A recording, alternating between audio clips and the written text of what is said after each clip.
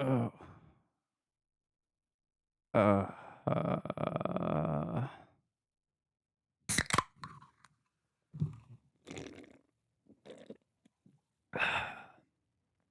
let's get belligerent. I'll be coming for her, and I'll be coming for you too.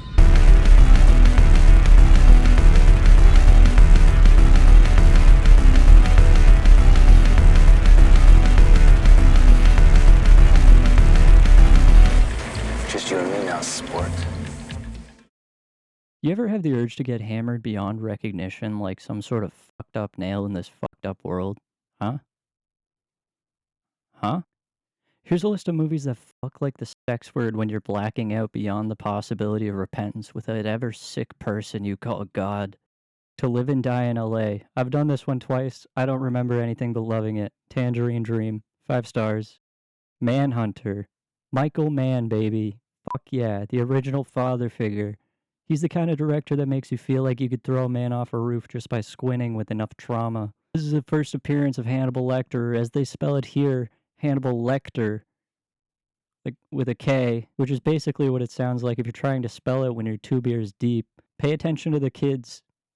What? Pay attention to the colors, kids. This one's important, but if you're buzzed enough, you probably won't remember it anyways. Will Graham walks around like he just saw his own obituary, and honestly, same. There's this one shot where Will Graham is on the beach and it's just him, the water, and pain. That shot healed me, and then it reopened the wound just so I could feel something again. This movie is what happens when cops are just too mentally ill to quit, which is to say, perfect cinema. Can I buy you guys a drink? Roadhouse.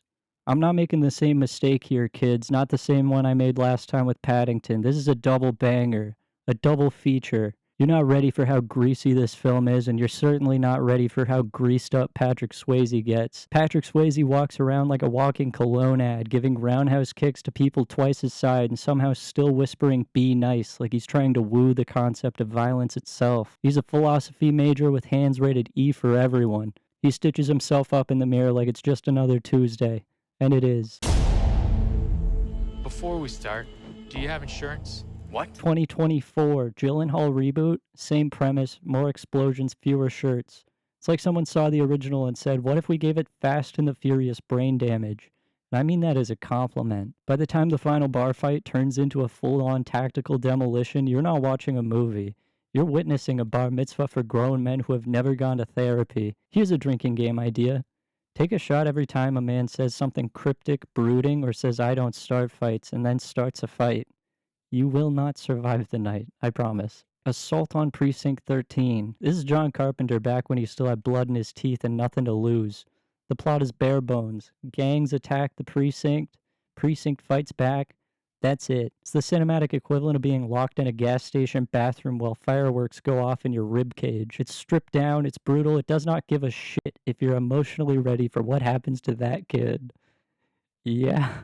Also squibs. I'm talking about blood bursts that look like a tomato exploded after being shot with a Glock. Real squibs, not that Marvel dust. And if you're feeling really reckless, make it a double feature with Escape from New York. Streets of Fire. This movie is a genre. It's a music video from a universe where every emotion is sung at gunpoint. The plot, rock star Ellen Aim is kidnapped by Willem Dafoe in leather overalls. That's not a metaphor. It's just cinema. A sweaty, neon-drenched mercenary is hired to bring her back. There's motorcycles, rock concerts, and more fire than your average insurance claim. Every single character looks like they lost a bet with the stylist. The whole thing feels like watching a comic book through a hangover. And I mean that in the best way. Also, if Willem Dafoe isn't one of your weird personal style icons, you're just watching it wrong. So yeah, crack open another can, watch all these, or don't.